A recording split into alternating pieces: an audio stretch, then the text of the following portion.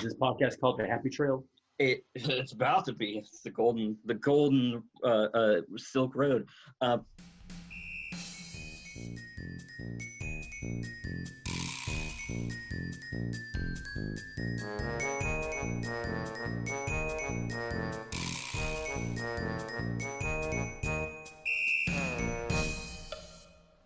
right, everybody, welcome to Comedians in Quarantine Getting Crunk, episode 3. I am your host, as always, Levi Elmore. I am joined today by my good friends Will Concannon and Mr. Andy Stidham. How are you, sweet boys, faring in quarantine land? I'm doing pretty well. I was really bummed out for a minute, but I'm doing pretty well, really. It makes me feel guilty that I've had just a couple of really nice last couple of days. I almost feel shitty that other people are still struggling. It's cool though. Yeah, the main thing is that we're in our houses being able to do a podcast, so it's doing very, very well for us, actually. Yeah, I know, that's how I feel. The other day, it might have been last night, I was on Tinder, and which people talk shit to me about being on Tinder during a quarantine. Oh, you can't meet up with someone. I'm like, hey, genius, I wasn't meeting up with girls before. Yeah. Exactly. Yeah. But I was on Tinder, and I matched with this girl from Indonesia, 10,000 miles away. And I was like, this is weird. And I asked her why we got matched, and she said she pays for a Tinder service that lets her match with people farther away, in other countries and stuff. So I was like, that's weird. Anyway, so I've been trying to just keep myself busy during quarantine. So I put this video on YouTube of me doing comedy, and she asked me to send her something. So I sent her that, and then she sent me back. To be honest, that was a 7 out of 10 for me. Wasn't really into it. And I was like, you pay for Tinder. Yeah. It's the whole country of Indonesia swiped left on you, and that's why we're talking right now. Well, what's crazy is that she's paying for, because I saw that today at least, they opened up that service for free to where you can now pinpoint yourself anywhere in the world to try and meet. So it's you're paying for a free service now, even. Yeah. That's crazy, man. Yeah, her opinion means nothing. Well, and also 7 out of 10. If somebody told me my comedy was a 7 out of 10, I would thank them. I'd be like, all right, cool. 7 out of 10 is the highest I've ever been rated. Thank you very much. That's like a C. Yeah, that's me being mad at honest feedback too. You like also that. Fair. But yeah, man. Well, that's also kind of the weird thing. I've been working from home, and I feel I'm not allowed to complain about my job anymore. I'm not allowed to be like, oh man, this person was such a jerk to me on the phone, or wrote a really nasty email that I had to help them with, because it's I'm still working normally. I'm just now doing the same thing I was always doing, just in a t-shirt and sweatpants. Yeah. So I feel I'm not really allowed to complain about anything with my job ever again. Because it's just I wake up and then I walk to my couch and then I'm at work. And I have so many friends that are just not even working at all, and I feel horrible about it.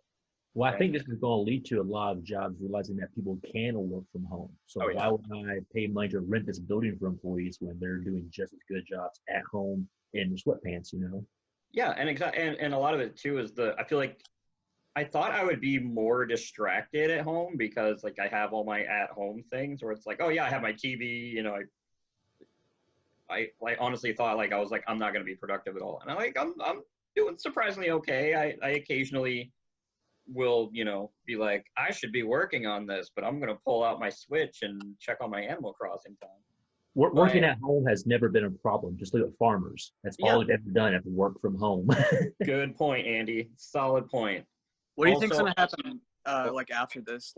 There's so many people working from home now. I wonder if there's going to be offices that are all right, you guys come back. People are just why? Yeah.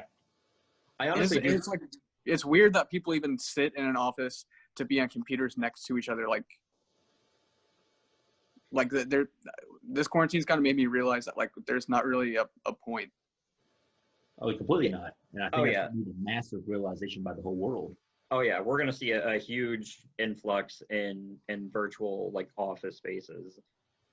I say that as someone whose job would definitely, like, I could stay home and still work from home. I already kind of miss, like, and this might be like the boomer energy in me.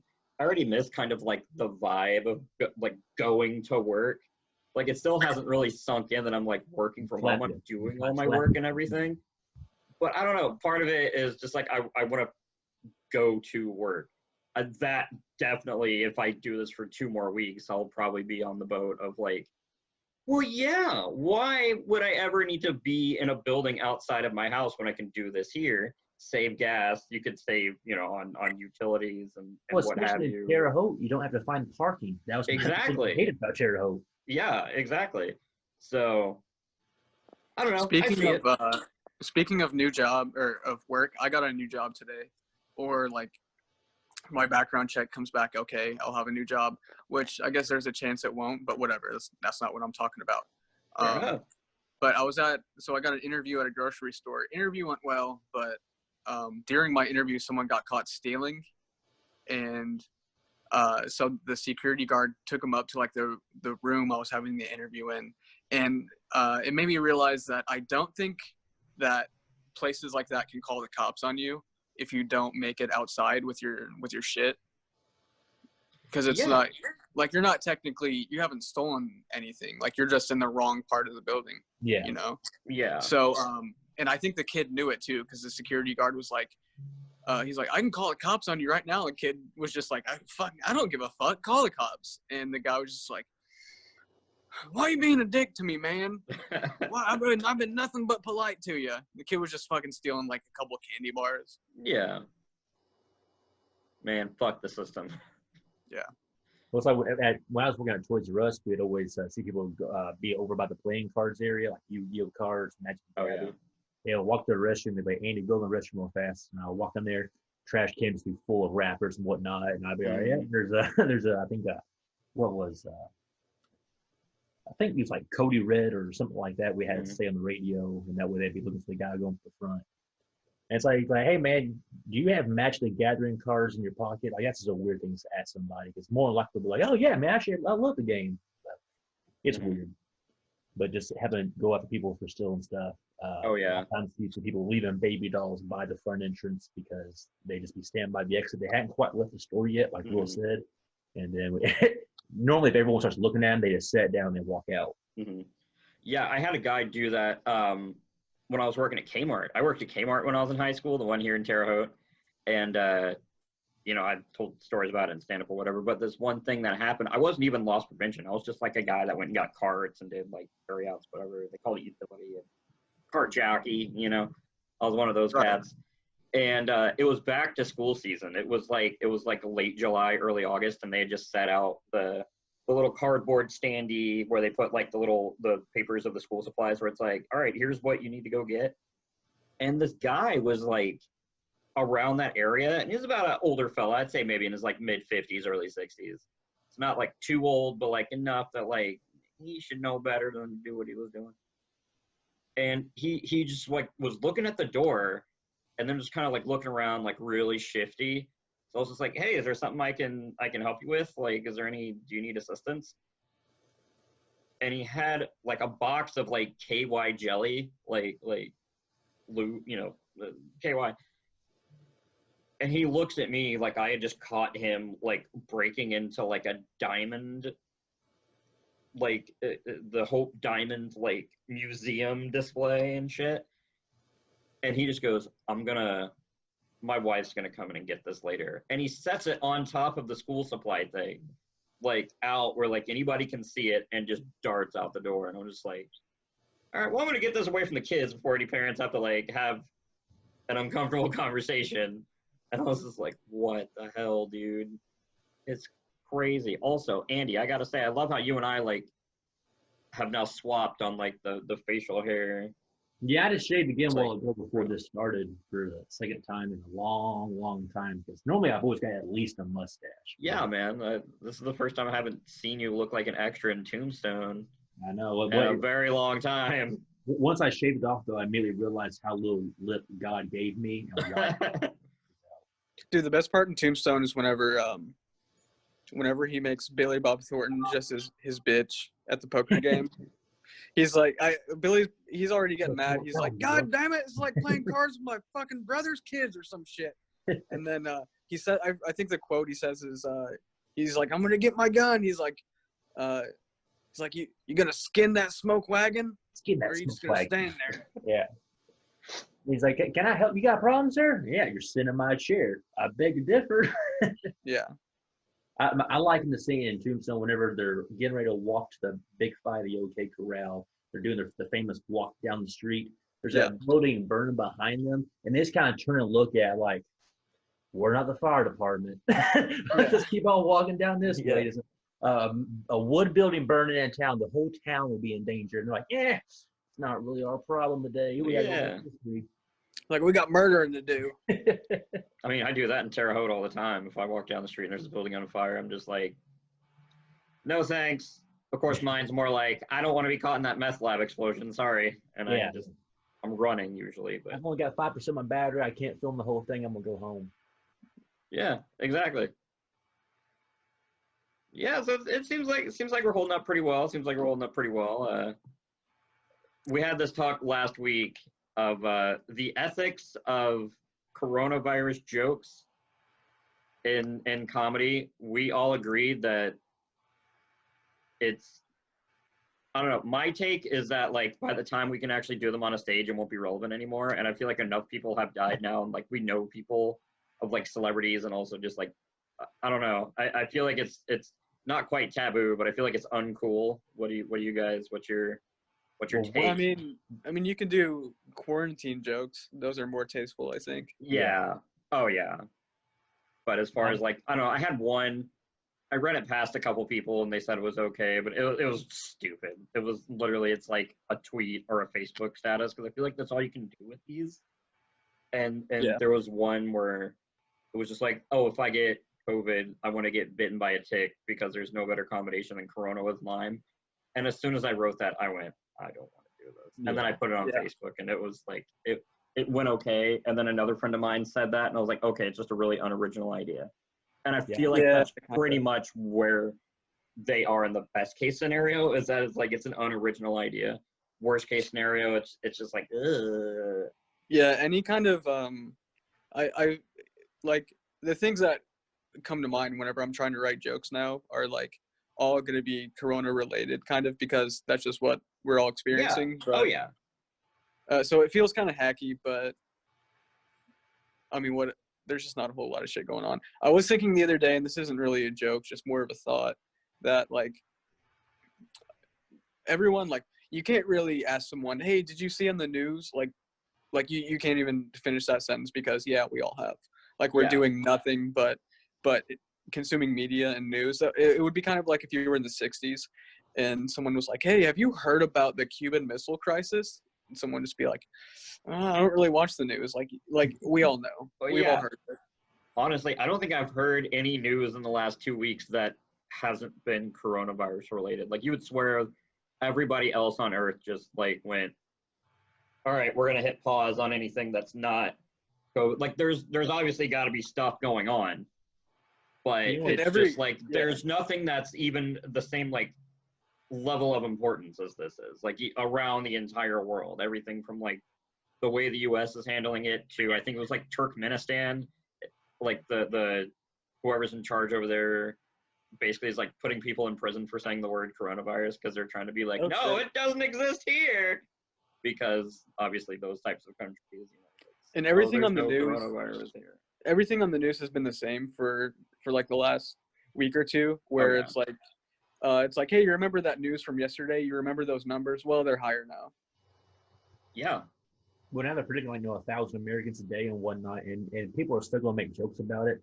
Once this quarantine ends, God forbid the people who have to go to open mics and listen to everyone's 5 minutes that they've been saving for 3 months. Oh yeah. It's gotta be all coronavirus and Tiger King. Like, that's what it's going to be. There's a few originals I've seen, like today. DJ Dangler posted, stepped on the scale today and saw I finally gained my COVID-19. And I was like, all right, that made me kind of like, okay, there are ways you can take this that you wouldn't. Yeah. Yeah, I've been trying to think of an idea that starts with COVID and then try to make it change to something else. Like I was writing something and it was like just about not being around people during the quarantine. But then I was like, oh, I could just add this to something else about being single, you know? Yeah. Yeah. Or like you could do quarantine jokes like that. I'm so bored, I was doing this, and just turn that into, oh, well, I got fired and I couldn't find a job for a minute, so I was stuck at home, and then go from there. Mm-hmm.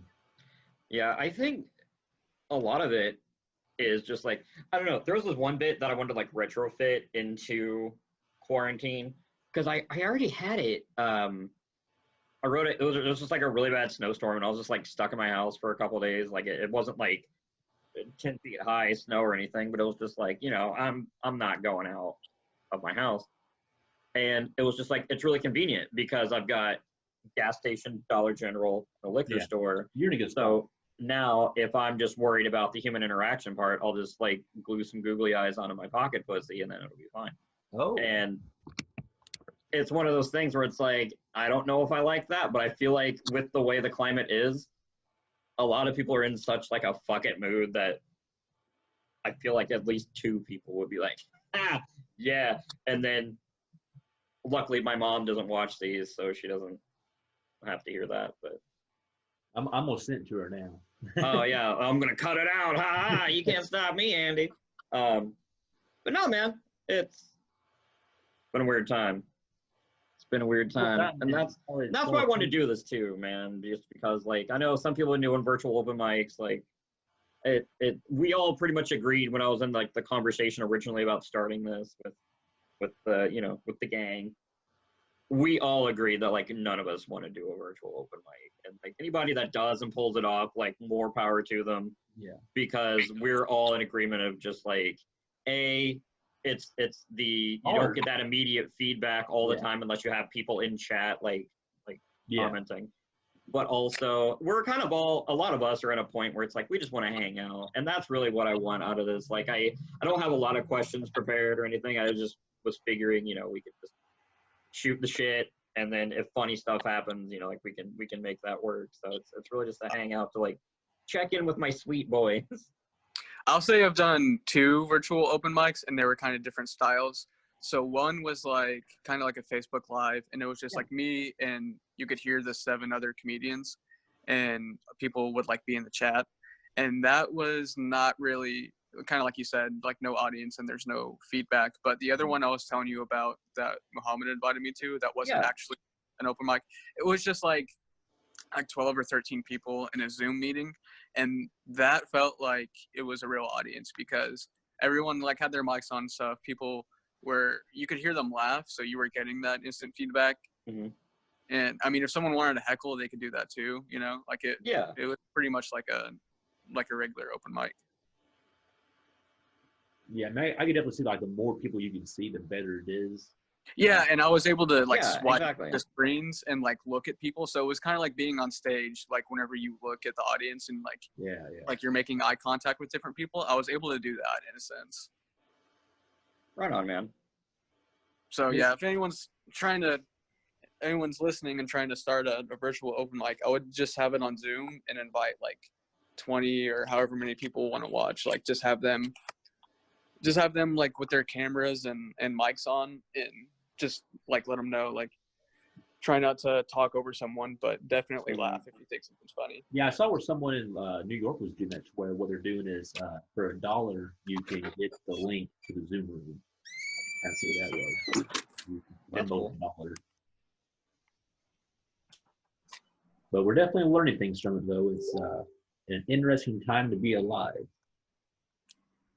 And I think the only ones who are okay all this are the doomsday preppers. They're the ones that are like, yes, finally, we're not crazy. Like, yeah, right. This 10-year-old Spain, and it's okay. Yeah. Well, I don't know what happened with Bean. I just put the link in our little Terre Haute Comedy group chat. So we'll see if anybody else decides to join us. We're gonna get chaotic and just open up the room for whomever. So you guys watch anything good lately? I have been watching Dave. Oh, the so Will good. Dickey show. So good. It's so good. And killer. I've been catching up. Future Man on Hulu started the 3rd and final season today.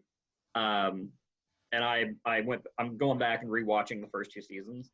If you haven't seen it, it's a Hulu series. It's like a science fiction time travel comedy. It stars Josh Hutcherson, from Hunger Games, and it's got like Keith David and like Haley Joel Osment is in it, and he's like the main like antagonist of season 2. And it's just like a wacky like time travel comedy, and it's like written and co-produced by like Seth Rogen and like Evan Goldberg, I think, also helped write it.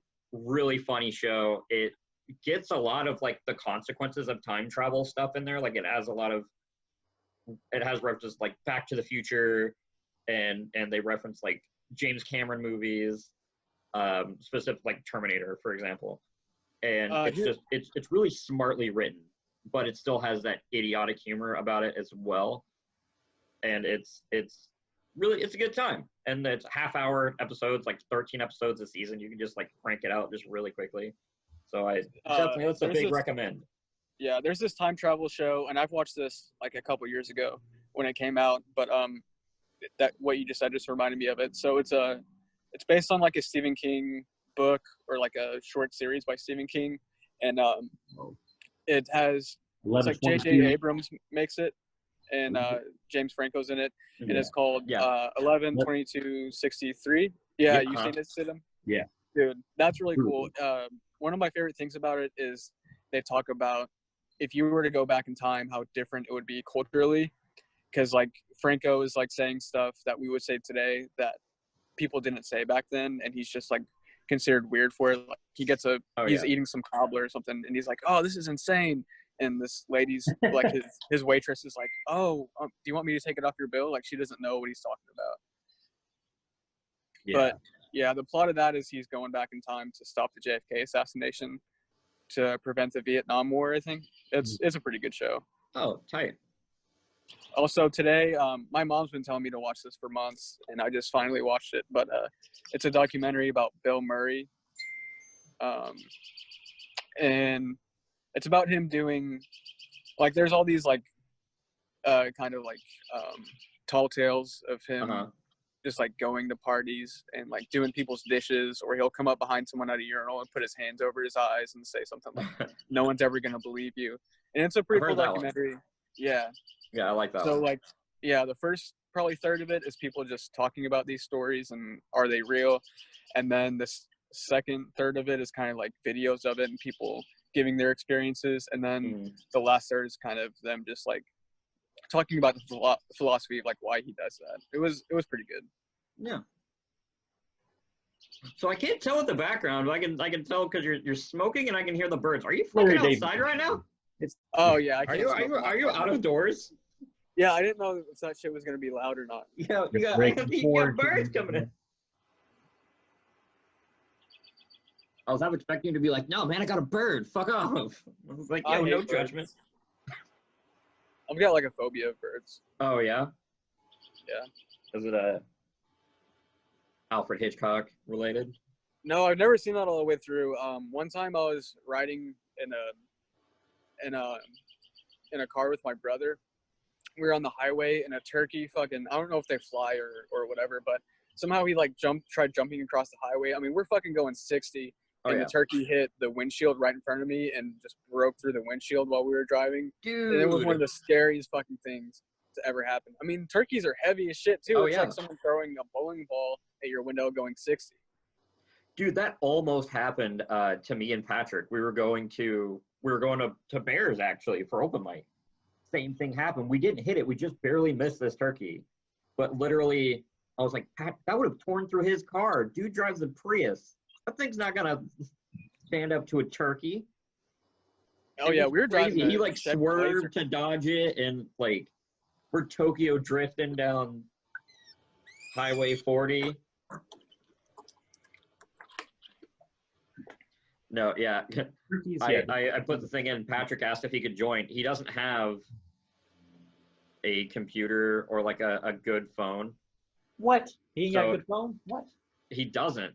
When he was on the episode He he was sent me on, a he photo. came over. He sent me a photo of his tooth the other night. That looked like a good phone. Yeah. It doesn't. Apparently, it doesn't get like video or audio or something. Does he have a flip phone?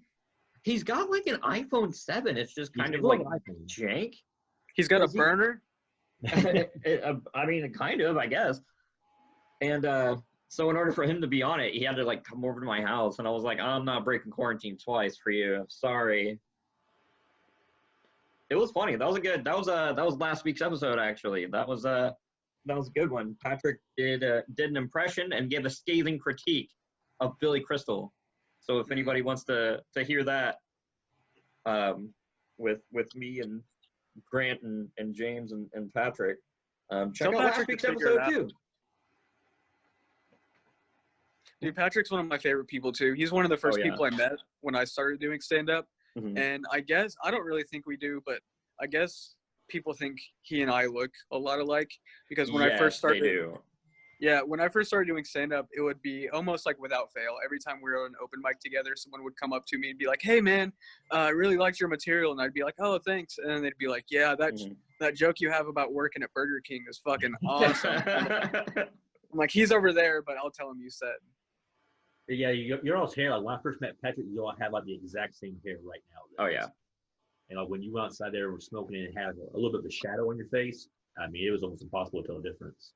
I guess I could see it. Yeah. Yeah, definitely. Some doppelganger action. There. I have a real doppelganger. Really? Yeah, dude, it's crazy. So, I'm pretty sure we're related because his name is also Will Concannon, and if your last name is Concannon, you're from the Midwest. I assume that we're related. Also, William is like a family name, so I feel like that like slims down the odds a little bit, and we look alike too. So, I mean, he's pretty much like just my evil twin. Like we look enough alike that I found out he existed because I was getting like his Venmo. Like people would just send me like money every once in a while. Dang, dude. Yeah, so like I would send it back to him, and like in our pictures we look enough alike that people would send it to us. Wow. And so that stuff is pretty crazy. And I've got this dog right here. I don't know if you guys can. It's not gonna show. But I've got a black lab with a white patch on his chest, and like around December I think he got a puppy, and it's a black lab with a white patch on his chest, and he had no idea I had this dog. You're just clones of each other. We're in God, what's that movie where I don't remember if it was good or not. I think it was like The Island or something where it's like,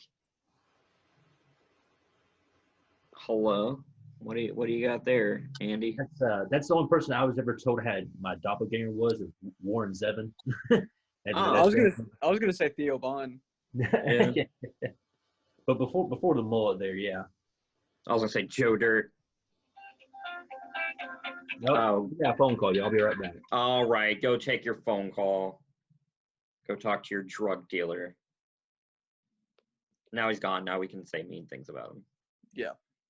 Fucking Jeff Foxworthy looking ass. But yeah, man, that's good. That's good. I'm glad you're holding up, doing well. Howard, did you any projects in the works? Anything you wanna pimp out with the quarantine time? It feels like everybody's kind of doing things like this. You got any ideas?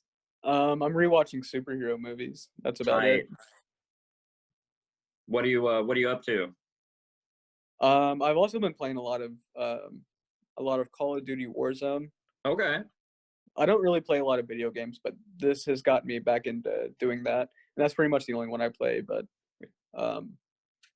I've been playing that a lot, dude. And I've got 2 roommates. The other night I had to, one of my roommates walked downstairs and I had to just say, look, whenever I play like a shooter online, I get really toxic. So if you hear, like, you're just going to hear some stuff that I wouldn't say in a podcast. Mm-hmm. Hey, that's fair. It's we all get like that sometimes, I feel.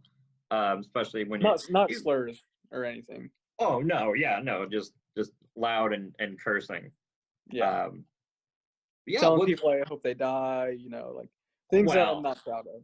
Well, yeah, I mean, come on. I do that. I do that all the time. It's called hosting a stand-up comedy open mic in the city of Terre Haute, Indiana. Yeah. Man, I've been there I've been there twice. And Yeah. I like the way the buildings are set up downtown. Yeah, no, it's a good time. I almost want to drive through like downtown because like a lot of the main strip is all just like bars, restaurants, like businesses that aren't open right now because of quarantine. And it's normally got like things lit up, or at least like the bar scene. And I feel like it just has that eeriness of like Christmas Eve when like everything's closed, and it's like you shouldn't be out because it's Christmas Eve because everything's closed, but like you still have to get like that one last minute item. I feel like we're just in that, but like all the time, but we're not getting presents. We're just getting more and more existential dread. Yeah. Dude, one time when I was leaving Terre Haute, I stopped at a gas station to get some cigarettes, and the lady ID'd me, and she was like, looked at my ID and wanted to sell me cigarettes. She goes, "This doesn't even look like you." I'm like, it's a photo of me. Like, who? Yeah. It looks the most like me. Like, who else does it look like if it doesn't? Like, how I don't even know. And this shows that I'm dumber than the average like 16-year-old. I don't even know where to get a fake ID. Like, I don't even know how to get that and make it like look accurate, I guess. Yeah. Because, she probably looked at my ID and she was like, "Oh, this is the other Wilcon Cannon." Yeah, exactly. Call back. That's your clone whose like organs you're going to have to like donate organs to. That's what that movie was. That's what it was. It was like Jessica Alba and like I want to say like Ewan McGregor, and they were like clones for like organ harvesting. You know what's crazy about that movie is that was like the plot to an episode of Yes Dear. You ever watch that show? Yes Dear? Wasn't that like Mike O'Malley? Like, who was on that? Mike O'Malley and trying to think of the other dude. I can't remember his name. But yeah, so Mike O'Malley is like in like a movie studio, like pitching this movie to a guy, and it's called Spare Parts in the Yes Dear episode, and he's like trying to pitch a movie where everyone has a clone, and that clone is used for organs, like spare parts. Okay. Yeah, that's literally what that movie is. Yeah. I also really, I don't know if I should be proud that I knew that Mike O'Malley was in that show. It was a decent show. It wasn't bad. I feel like I remember it being okay. Like just whatever happened to Mike O'Malley. Like, I want to know like where he is, because like it was Yes Dear and Guts. Like it was like Global Guts is what he was on, and they just he was on My Name Is Earl. Was he? Yeah, he was like a cop or something. Oh, okay. And I was thinking of something else that he was in, but then I realized that I was thinking of Billy Gardell, because they're like the same person pretty much. Oh yeah. Billy Gardell. Oh yeah, Mike and Molly, right? Yeah, I was thinking of Mike and Molly. Yeah. With Melissa McCarthy. I feel like she is so fucking funny, like just hysterical. Anything she's in, I laugh so hard at. And it would surprise me that she was on that show. I was like, I feel like she's way too big to be on this shitty sitcom. Yeah. That was really before she got famous, I think. She was on that. And then like she started to like hit her rise when like the show had already started. So it was just one of those where it's like, I'm on the show and now I'm famous. Yeah. It's like, dude, have you seen The Heat with her and Sandra Bullock? I haven't. My parents saw it and they like loved it. They were over the moon with that movie. It is so fun. Like that's the probably first thing that I really watched that I mean, I've seen her in other stuff and Laughed Really Hard, but when I saw that, I was like, she might just be like one of the funniest people in the world. High praise, man. Yeah, I'll have to check it out because I do like me my I do like me Some good comedy movies. I like me some Sandra Bullock too. I get down the clown on some Sandra Bullock. Like everything from like. Did you cry at The Blind Side? I didn't, but I loved it. I love the movie. I don't cry at movies that much, which I feel like people who know me know that like I cry at like almost everything else. For some reason, when I'm watching a movie, I'll be like, "Oh man, that movie is really heartfelt." And they're like, "But you didn't cry." I'm like, "It's fine." That dude that The Blind Side's about, he won a Super Bowl too. Yeah. Michael Orr. Dude, I heard he Yeah, was dude. mad about that movie. He was Oh, like, did it not like portray him? yeah, because it makes him seem Well, like I the guess. biggest idiot in the world, like doesn't know how to do anything. And I heard he said something about the movie. I think this is true, that he was like, I was not that dumb as a kid. Oh yeah, and I feel like also like one of the complaints that I've seen about it, which I kind of get, it's that white savior Yeah, kind of complex, where it's like that movie where it's like, oh, it's the poor youth of color, and then it's just like, oh, the rich white person has to come in and save them and teach them how to be a human being. yeah, like he doesn't even know how to in the movie. Like he doesn't even know how Yeah. to fucking fill in a Scantron. Like, come on, dude. Yeah, exactly. So it's just one of those where like Like it's good he's one, wearing it's fucking good, but like Velcros. yeah, Velcros at the it's age of 16 because he doesn't know how to shoes. I'm like, come on. It took me. I don't know. This isn't really related, but it took me super long to learn how to tie my shoes. you know, for me too. I if I remember, I mean, I wasn't like super old. I was definitely in like almost first grade, which I feel like is late. But I've heard some people later. I don't. Is there like a set age that people just learn how to tie their shoes? Like you just do it? By about kindergarten, I think I remember most people knowing how to tie their shoes. I didn't learn until like second grade, but that's because I was left-handed, and like Okay. left-handed people tie their shoes different, like a lot of us do. And Mhm. dude, what was fucked up about it was some of my teachers like really shamed me for not knowing how to tie my shoes. And I look back, I'm like, that was weird. Like Yeah, that's the weirdest thing. they would assign someone like as a punishment. Some of my teachers would assign someone to stand next to me all day and tie my shoes. And dude, that's what I hate, man, because like I had that kind of stuff in school too. I had this thing where it was like I was like you've seen me. I'm 5'1" and like yeah, Yeah. I'm like 150 pounds. I got some heft on me at the age of 27.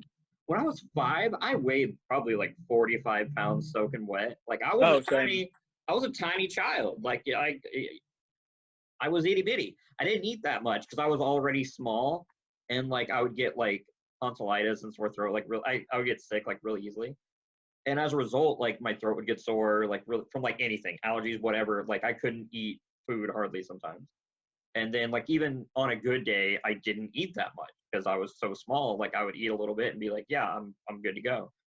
But nobody really ever got that. They always thought that I should have just been like shoveling food in my mouth because I was a 5-year-old. I should have just been like downing everything. Like I was Yeah. full. I did want to eat. Like I didn't like finish my snack. And the whole thing with kindergarten, it was like, oh, if you don't finish your snack at snack time, you can't come sit on the rug and listen to the story because like you're in school for it was half day kindergarten because it was the 90s. We weren't making kindergartners stay in school from 8 to 3. And like which again, I sound like a boomer. It's like back in my day, I only had to go to kindergarten for 3 hours. But like I had that same thing where like I had the option of doing full day kindergarten or half day, and for some reason, like an idiot, I chose full day. But yeah, I also had tonsillitis at a young age, yeah, and man. like the same kind of shit you were talking about. And also, people haven't seen me who were on this. Me and Levi are similar heights. Yeah. We're both short guys. I think you and I both have hyperactive thyroids. I don't know about that personally for myself. Just because the height, it's just family line. Like my mom's this height, my grandpa's this height. Like on my mom's side, it goes back a ways. So mine's just straight up. Like I come from a family of short people. Then of course my dad's like 5'10". My brother's as big as he is. Like my brother is just like a carbon copy of my dad. I just happen to get all the genes from my mom's side with like my dad's like hands and some facial features.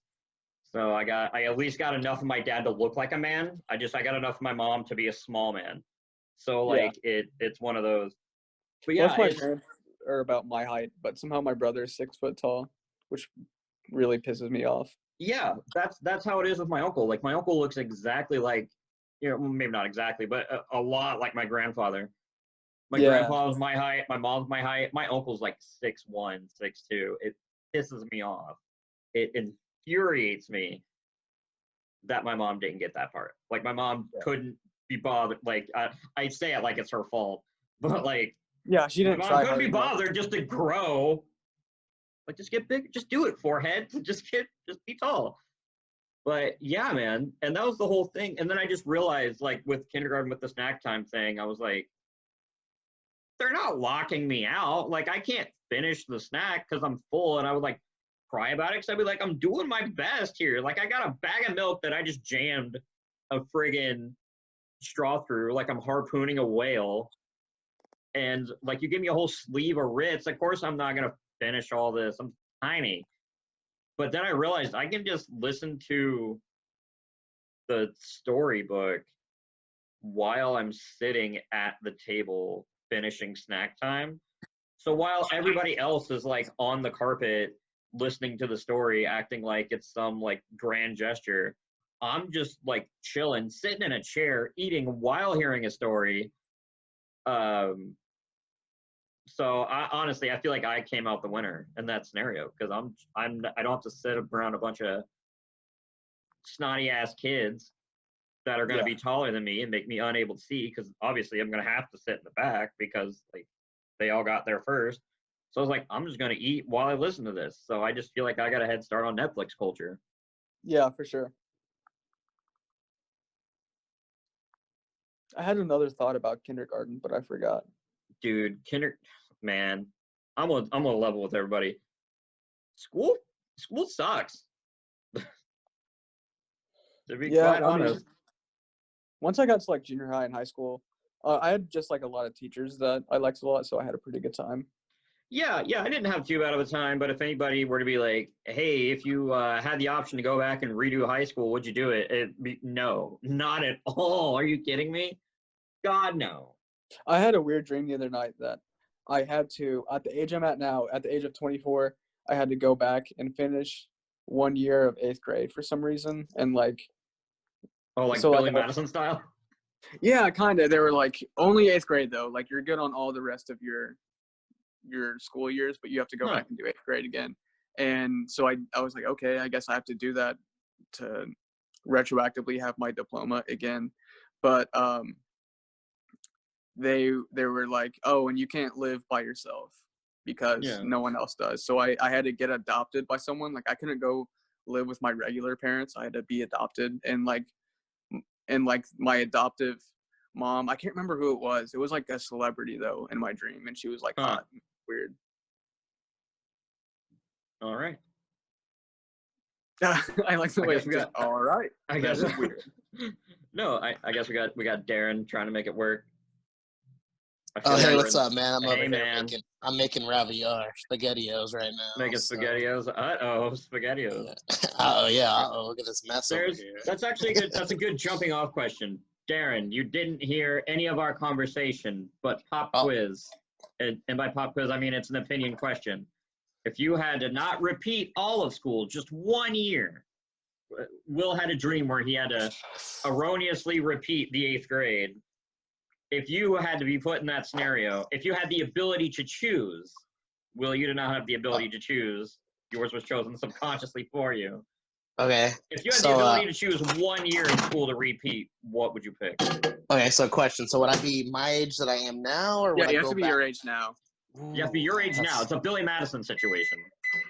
I would say 12th grade then. I mean, we're not live on Facebook, are we? No, man, we're not live yet. All right, I don't want to say something crazy and then it gets on the internet. That's why I'm not going live. Well, A, because I don't want to pay $15 a month. But B, I don't trust you motherfuckers not to say some ignorant ass shit live. Well, I was gonna say 12th grade because I mean, at least they're like 8. Some of the girls are 18. So if you're looking, I'm just saying if you just happen to look, like it's not You know, but also, I mean, I don't know, 12th grade, like, because think about it. If you're, I don't know how old you are, Will. I'm 26. I don't think I want to be in second grade with a bunch of like 8 or 9-year-olds. That's just going to be annoying.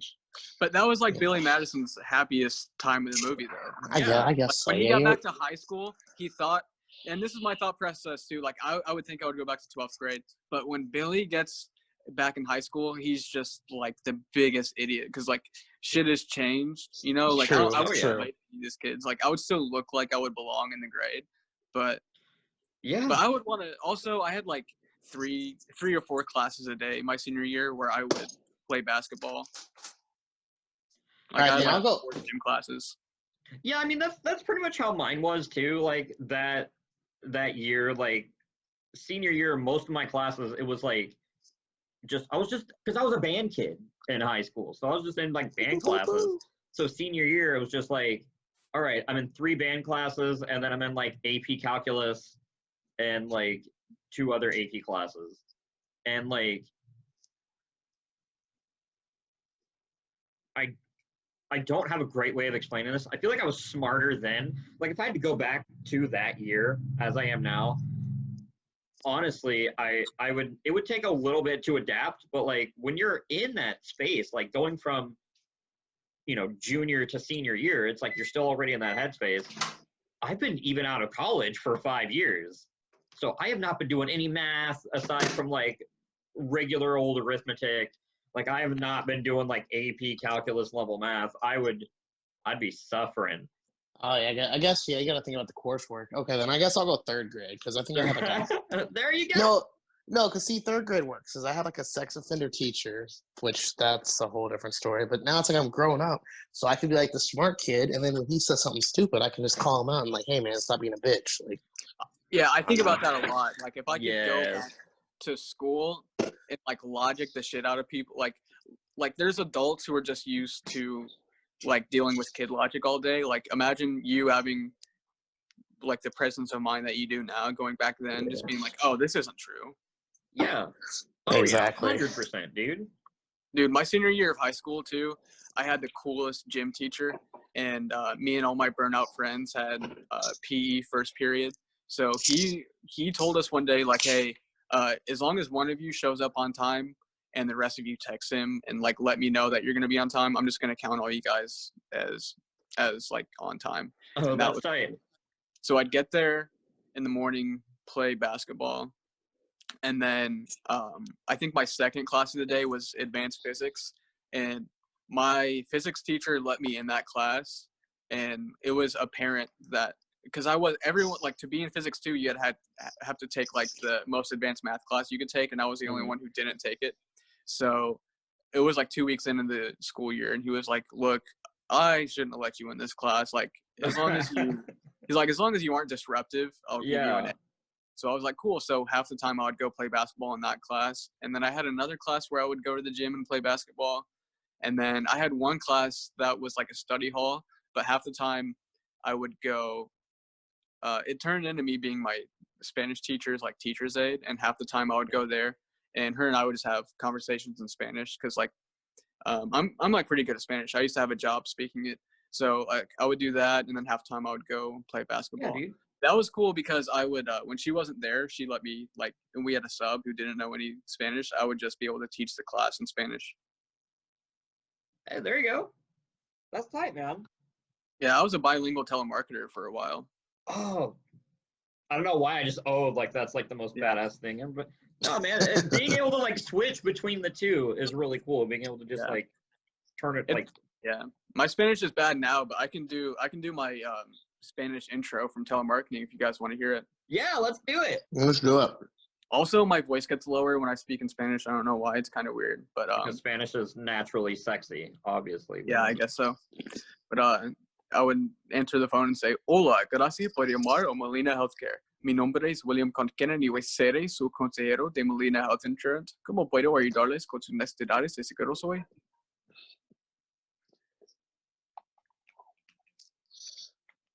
Like I don't know what you said, but dig it. Props.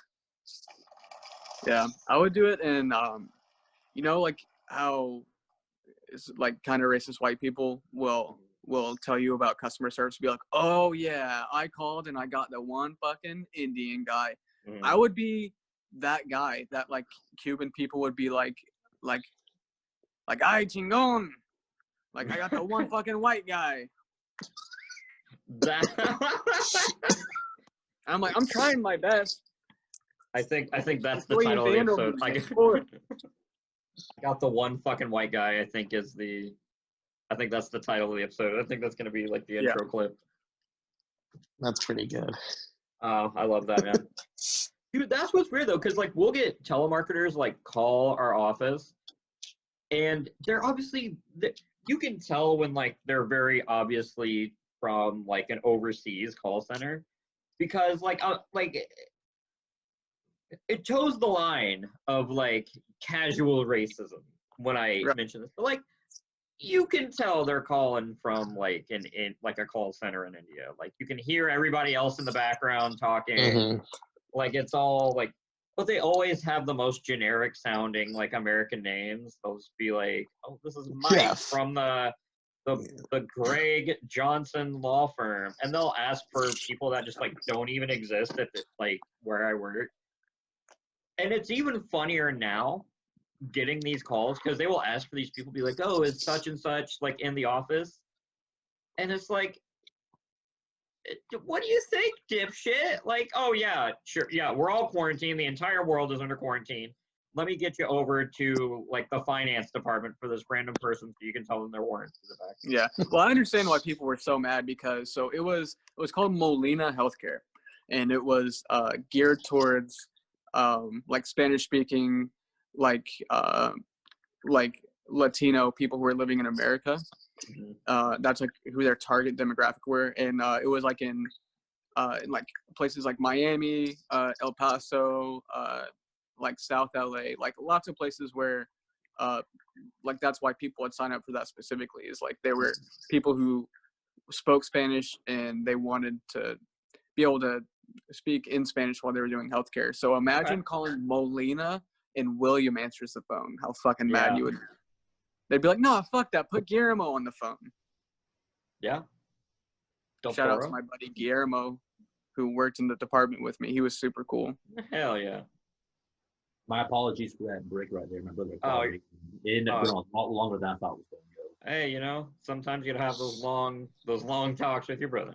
Well, he was telling me about all the stuff going on down in Kentucky with the quarantine, how he doesn't work right now because he works in the nursery where they grow plants. And it's like, you have to sell the plants. That's why you spent this whole year so far growing them. He's like, yeah, I'm the only one working there right now. We got like 60 cars on the curb right now. We're just like loading up plants in them and whatnot, trying to keep the social distancing.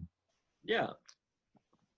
It's what great. Kind of plants, Mr. Stidham? All kinds of flowers, like everything you can legally grow.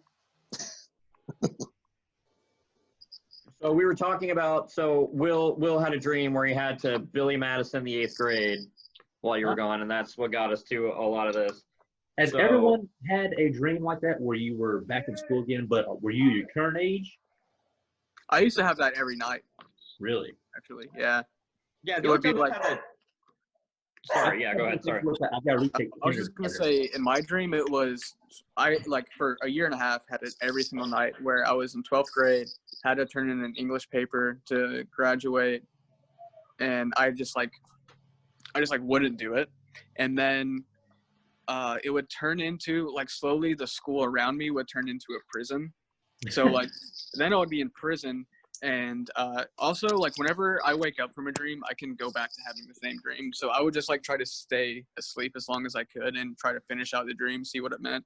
So, like, the school would turn into a prison, and then I was, like, in prison. But it was a weird prison to where, like, you could leave on the weekend as long as you came back.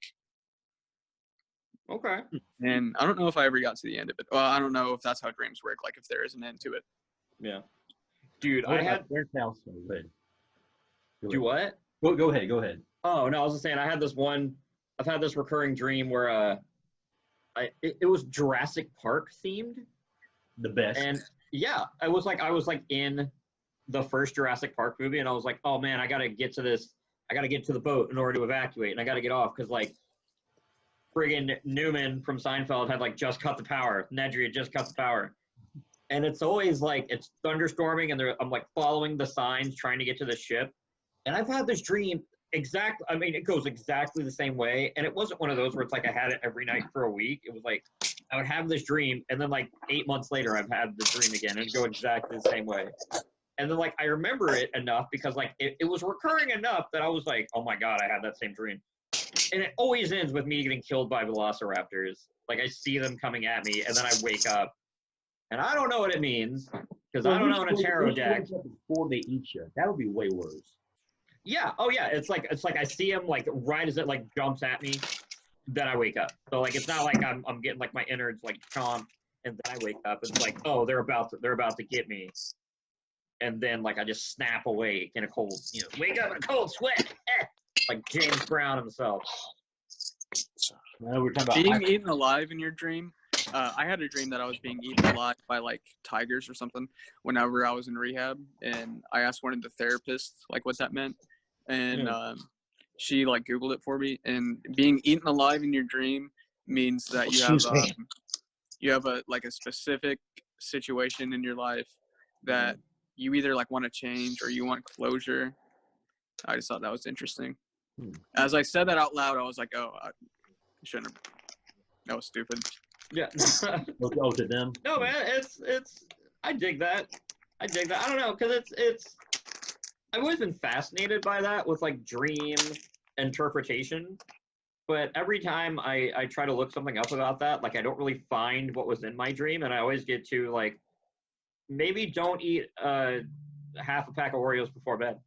Like that's usually just like where I get to. It's just like I'm still eating the Oreos because I'll still have the weird ass dreams. But it's interesting to see what happens.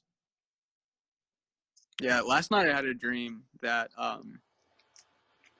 dude, so this was like a weird dream. I was like at just like a regular open mic. Like I was at like a bringer open mic, and Andy Richter was there, and Andy Richter was like hosting or something, and I went up, and then he got on after me, and he was like, yeah, Will Concannon, he's a hacky piece of shit, and he only has people come watch him because his brother's in the audience every night or something. I was like woke up and was mad at Andy Richter. And then who hasn't woke up mad at Andy Richter? Right? Yeah. Honestly. And then I in that dream I would like went over to this dude's house who was like selling drugs, and I walked in and he was sawing someone's leg off off a dead body, and he was like, hey, you gotta help me do this. And then like I helped him, and I felt really fucked up about it. And then it ended up with me like going to McDonald's, and there was like a fight at McDonald's, but McDonald's was selling like Chinese food burgers. Like they were selling sesame seed chicken burgers and General Tso burgers. That sounds like something you'd want to make when you're high. That's tight, man. Yeah, Will, I'm sorry, man. I was trying to pay attention. Darren, what the fuck, dude? Like, what? Are you okay? What was that last like minute and a half? Like I felt like you were like running a marathon and fighting ninjas. So I'm eating a little pizza thing, and I can tell. Open this up. Yeah, touch that little mute button when you do that. My bad, man. No, I didn't even think about it. Homie, I'm just like trying to listen to Will, and I'm just watching you suffer, just like in the corner. No, I opened it up and it like squirted all over the floor, dude. Oh god, yo! I was like, is he choking? I was like, do I need to call someone? I know. I'm just sitting here, just like, do we even acknowledge it? And I'm just sitting here, just like. I mean, at least if I died on this call, at least Will knows like one of my family members, so then that'd be like. I'd be able to. Oh, well, I live pretty close to Craig too. I could fucking run over there. I mean, he's not gonna drive and save me, but you know, I'm gonna at least call my aunt and say, "Hey," as you do. I mean, you can't break quarantine for anything these days. No, exactly. Craig would wait 15 minutes until he knows you're dead before he calls someone. Like, all right. I mean, you gotta be sure. You don't want to gamble on that. I mean, I don't have health insurance, so you know, we don't want to waste money taking me if I'm gonna be dead. Yeah. Dude, that's the thing. Like, I've been looking at all these, like, just the diagrams of, like, the COVID-19 tests where they're like, oh, we have to jam it like this far back into your nose. You sure you want to go outside? And it's just like, I've known a lot of people that have put way worse things up their nose. So yeah. I think you might have to try a little harder. It looks like you're getting a lobotomy, honestly. Like they're just going to stick it in there and take a little hammer and just go. I know someone who got it said they had to do both nostrils twice. So fuck that. Four no, times. Thank you. I'm just going to, and that's the thing too. That's what I love. What I love about this great country of ours is, and I know the joke's already been told like multiple times. It's all over the internet, but I'm not trying to be original. I'm just saying I agree. Leave it up to Americans to get the order of stay home and us be like, hey, no, fuck you, buddy. Like, did we stay home when the Germans bombed Pearl Harbor? No, we didn't. Exactly. Oh, he's got his survival knife there. Yeah, I have 2 gladiator swords because someone tried to break in my apartment one night, and I'm legally not allowed to have a gun, so I just have to have gladiator swords strategically placed around my apartment. Dude, I got that, man. I got one of those giant like hard plastic training swords. I went to like the Clayshire Castle the medieval times fair. Oh, this sword will fuck you up, dude. Oh shit! I was about to say this one's plastic, but it's weighted, and it's like the Buster Sword from Final Fantasy VII. So like I could just like, oh yeah, it's not sharp though. Is that one? That one's like metal, like sharp, like you could like get a little stabby stab. Mine's not sharp on the sides, but it's like very pointed at the end, and it's heavy. If you can't have a gun, get yourself a drill gun. The flashlight on the end of it, they won't know a difference. Ooh, damn. That's probably the one guy of us 4 who has one, if not more, guns, probably like near him. Are you really in a bunker, or was that just a goof? That is a real bunker, but I do not live in that bunker. Okay, because like I was totally about to be like, in my parents' backyard. Okay, about to be like, give some bunker stories, Andy. Well, it's like it's 6 feet under the ground, and it's got like bus bench seats. Like you can probably fit 6 to 8 people. Okay. That sounds like a party, bud. They got. Darren, you're eating like you're on a break at work. I know. I just eat fast. That's just me, man. I'm hungry, man. I was gonna get fast food. I went out to go get some fast food, and the lines were just like long everywhere. So I was like, "Fuck it, man." Like I don't know. Yeah. I'm gonna have to lose weight, eating SpaghettiOs and little TV like $1 meal things. See, those make you think that like they would make you lose weight, but like those like banquet TV dinners are honestly like the worst, probably some of the worst things that you could eat. And I say that as a kid that like grew up on them. I usually like when I got my tonsils taken out at the age of 10. Like we Will and I were talking about that earlier, and like eating the way that my family eats. After I got my tonsils taken out, and I didn't have like sore throats all the time, and I would actually like be able to eat the food. That's when this happened right here. That's when like I became a roly-poly boy, and it never stopped.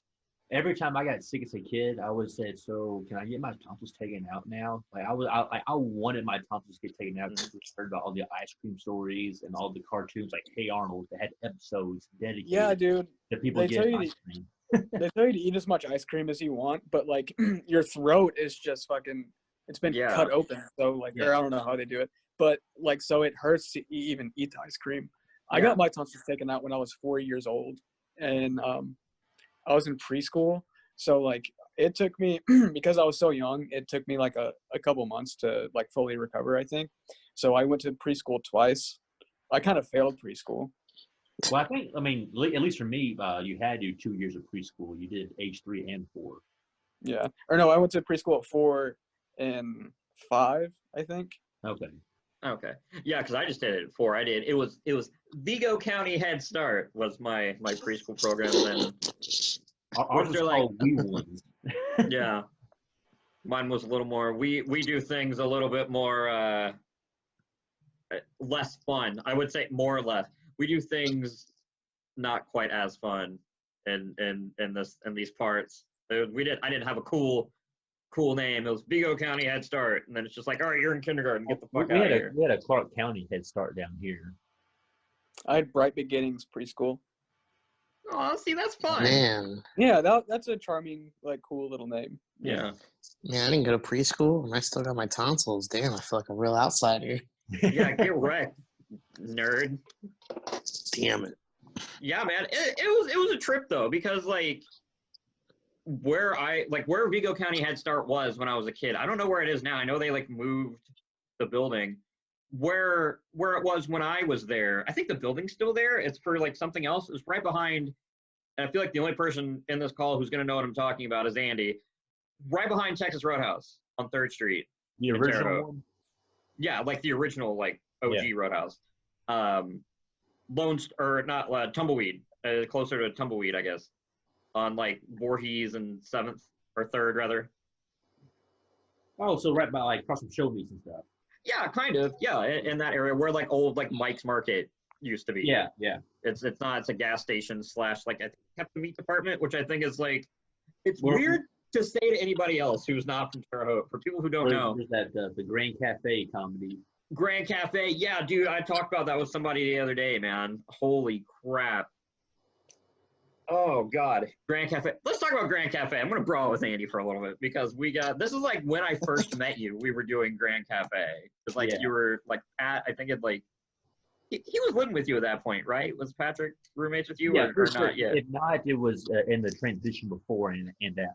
Yeah, because I want to say it was what, like 2016. It was before we started doing tallies, definitely. But I've been doing verb for a hot minute. Yeah, it was 2016 for sure.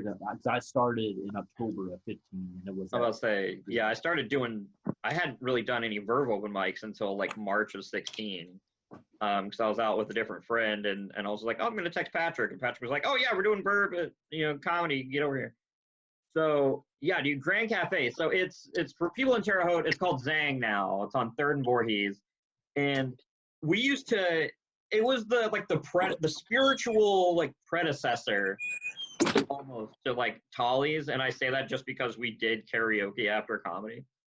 Oh yeah. But like we didn't actually have a real karaoke machine. Like it was literally just like Alyssa at Tolly's, and will use like her laptop, but she has like a full system. Like she has a PA, the sound system, the TV, everything is just like there. This was literally like, all right, we're just plugging a microphone in and just like pulling up like YouTube. Like you didn't even have like a program. It was just as the dude's personal laptop. Like here's on YouTube. We did this, and like Jeff Spot, who's a really just awesome dude. If you guys don't know him, like we got to get him back out because he's fucking hilarious.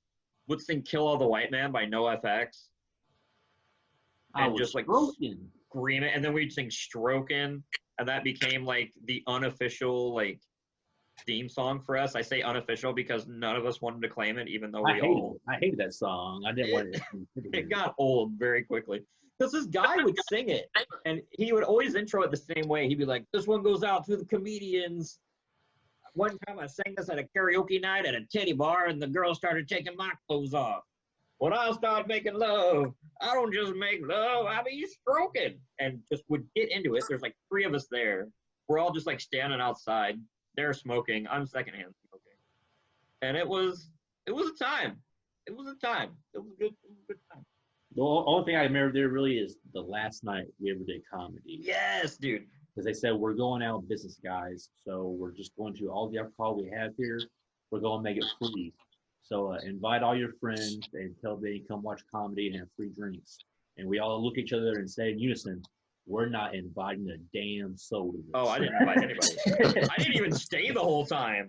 Like literally, I had other plans with friends, but because by the time I got there, I think I got there a little bit later. It was already chaotic. Well, I got there like 15 minutes before like the comedy was supposed to start, and it was already just like balls to the wall. Because they were going out of business, we literally just walked out, took all of our glasses, all the pictures. Everything. Oh yeah. They're like, they're going out of business. We can take it home with us. Oh, dude, they did not care. Honestly, the pictures came in handy when our porch caught on fire. We were like, we need a lot of water fast. Shit, dude. And just started filling the pictures, and we came like, yeah, save the house. Honestly, they probably would have thanked you because it was less crap they had to pack. Like, well, I know Patrick always said the owner there one day, I guess whenever the employees showed up and opened up the store, he was passed down the booth watching porn on the TV. Yeah, he had porn on the TVs like in the bar area, and homeboy was just like, he was a nice guy, but he was an eccentric man. Like one time he gave us, we did an open mic. It was before Jeff Spot had like taken it over. We were doing ones with Adam Carter, who's a dude who lives in Indianapolis. He's probably one of the most famous of us just because he was an extra in Pleasantville and he like had a speaking line. He was a really cool guy, really nice guy. And shout out Adam Carter, wherever you are. We love you. But it was where I met Josh Hayton, who's another very funny guy. I hope to have him on soon, hopefully. And Homeboy just walked up and gave us $20 each for doing an open mic. He was just like, I want to pay you guys for doing comedy. And it's like, well, it's an open mic night. I mean, we're just here to, he's like, I don't care. Here's $20 for each of you. And then don't ever question that. Don't ever question that. I did not question it. Did not question it. Yeah. Well, because it was kind of just like, are you sure? Because there were like 4 or 5 of us there. And he gave each of us like 20, like flat out. And then, of course, now, 8 months later, it's like, we're going out of business. We don't have any money. But it was fun. It was the first time, the most I ever got paid for an open mic night. Dude, I used to do this open mic night here at this place. It's like kind of in Bloomington, kind of like outside, but it was like an open mic competition. Okay. And this bar, I don't know what the fuck they were thinking. So it was at this place called the Fairfax Inn. An open mic competition, they would pay the host $20 plus the free dinner. They would give first place $100, second place $50, third place $25, in hopes that we would draw a crowd, but we never did, dude. It would be like the person winning every time would, like, you'd get $100, but there would be no one laughing. So it was like every other week I would go and beg like 3 people to show up and just I'm like, dude, I'll give you $5 if you come and put my name on. So I was cleaning up, dude. I won like $400 in like 2 months doing this shit, and to like no business for the bar. And then they would eventually, like the last time we showed up, they're like, yeah, we don't want you guys to do this tonight. We're not going to give you any money. You can if you want to. And, I heard about that. Yeah, I mean, I felt bad, kind of. Not bad enough that I would give the money back, but oh no, if they're the ones offering, then you just go for it. You just take that shit, man. They should advertise better, Yeah. Shout out to the Fairfax Inn. Oh yeah. Because that was what, monthly? Was it like once a month or something? It was twice a month. Twice a month, yeah. Was this an indie thing or Bloomington? Bloomington, like outskirts. Oh, yeah, okay. Like if you drive east out of Bloomington and stop right before you get to Lake Monroe, it's right there. I don't know where that is, but I'll take your word for it. All right. Well, we've been going for a little bit. I think we're gonna. It's about 9:25. I'm starting to get a little sleepy. I'm about to have to curl up, take a little nap, little Alfred J. Nappingtons.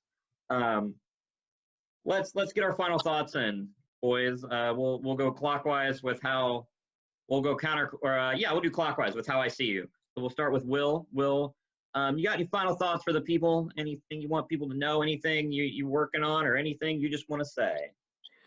I've got this video I just put on YouTube of me at this comedy festival, and it's short. It's like under 4 minutes. It's like about a 4-minute set I did, but it's if you want to find it, it's Will Concannon at the Bloomington Comedy Festival. I just like this video because my buddy Darron, who's a funny stand-up, he does like a lot of just awesome art. He's got a tattoo studio. He recorded it with he's an awesome videographer too, so he had like a professional mic and camera, so it looks and sounds really nice. You can hear the crowd really well, so watch that. And also I want to say something nice about all you guys. Andy, you let me come down to Kaiju that one time, and that was the first time I'd done 2 sets in a night, so that was really cool. Like you a lot. Levi, I love whenever you come to Bear's Place every time. You always have a really strong set. And Darron.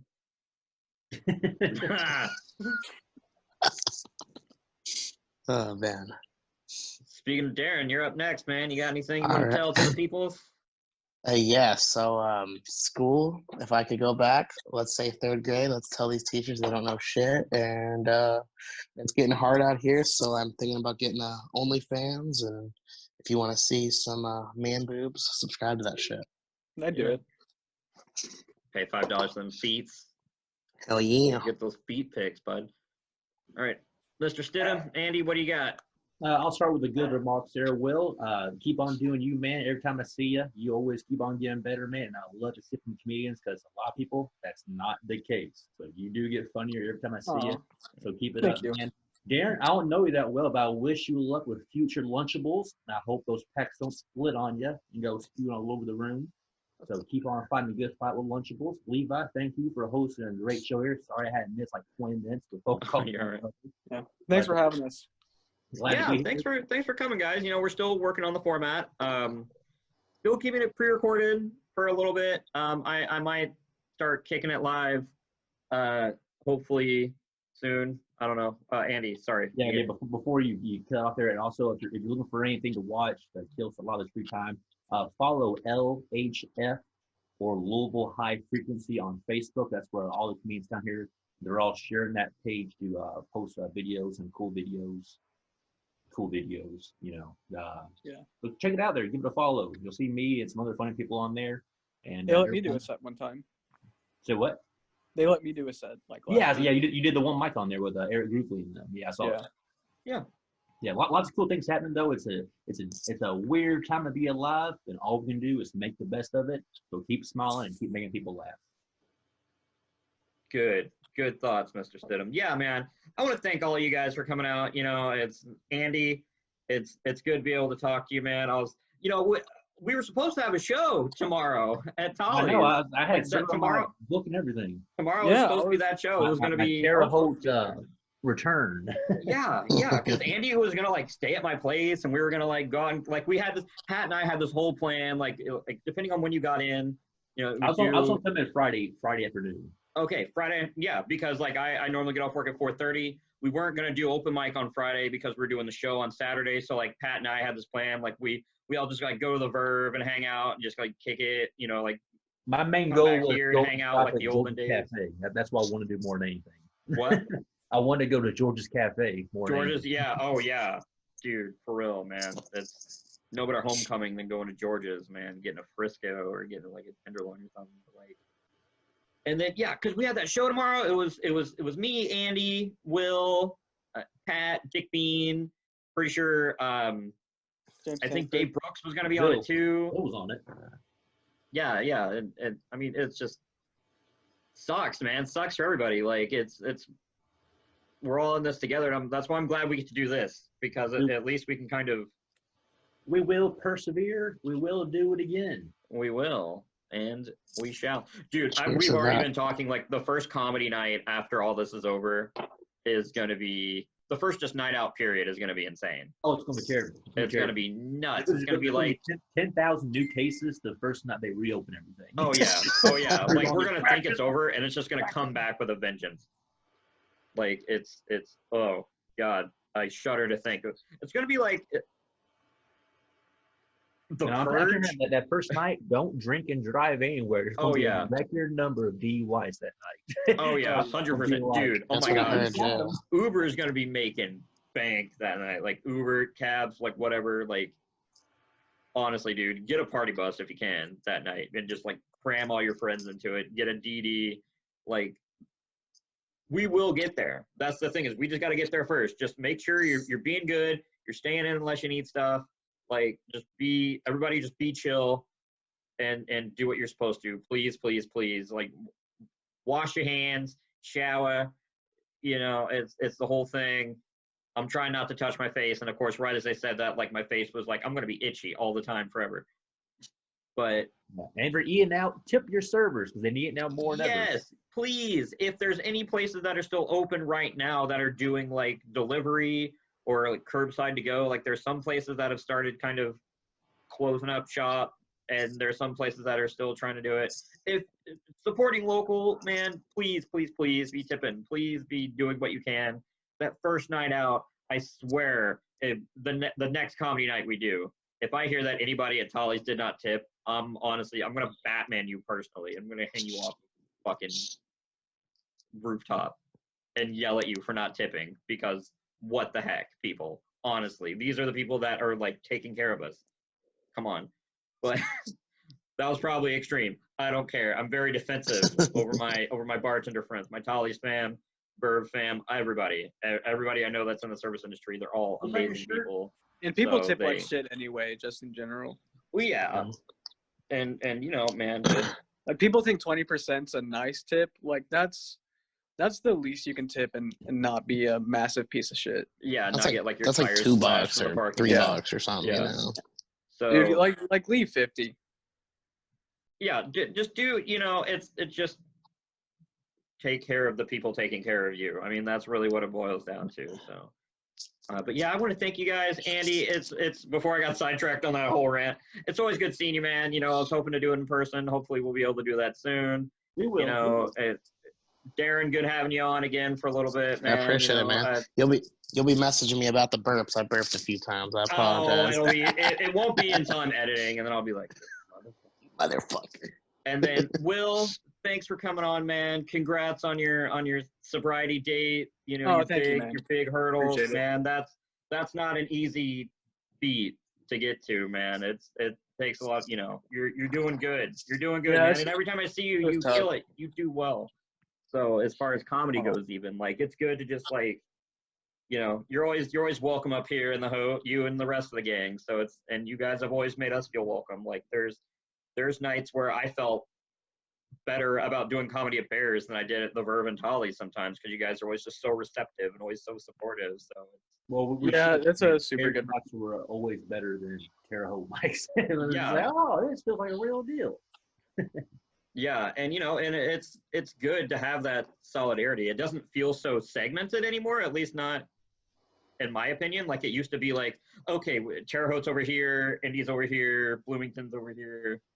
At least with, I mean, not a lot of indie people have been able to make it to Terre Haute and Tolly's. It's started to grow, which that's one of the things that I'm mad about, is like we started having more people be like, hey, I want to come to Tolly's for the first time. And right as we were building that momentum, then like all the closures from COVID started to happen. So I'm hoping we can get that back. But like Bloomington crew, you guys have been coming to Terre Haute for hella long, man. Ever since like the old Bird days, and like back in the day when like Michael Oleg was our host. So it's always nice, you know. You guys we've always been like cousins in a way. You've always been like the Terre Haute comedies scenes, like it's always like a family reunion when we get back with you guys, and that's what I really dig about it. So it's just a good time. So thank you all for being on here, and thank you all for watching. So we're doing this every week. This has been Comedians in Quarantine, getting crunk. But yeah, so thanks. You know, anybody has feedback, any ways that you can think of how we can make this better, I would not be opposed to doing it live. We might try to do it live next week. I just got to get the pro version of this, and then we can just go live straight to YouTube. So we can even do that. But yeah, thank you everybody, and good night. Yep. Good night. And good luck. Night.